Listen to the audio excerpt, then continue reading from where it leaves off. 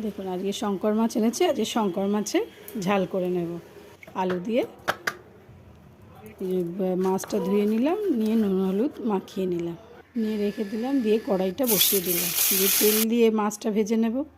যে মাছটা ভেজে তুলে নিলাম, নিয়ে মশলাটা বেটে নিলাম। মশলাটা জিরে, আদা রসুন আর টমেটো, তার মধ্যে আলুটাও ভেজে ফেলবো।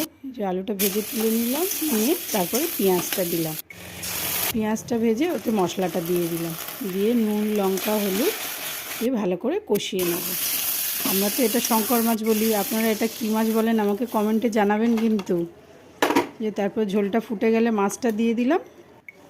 মাছটা দিয়ে তারপরে দেখুন ঝোল হয়ে গেছে, নামিয়ে ফেললাম। আপনারা এইভাবে রান্না করে খেয়ে দেখবেন, খুব সুন্দর লাগে খেতে।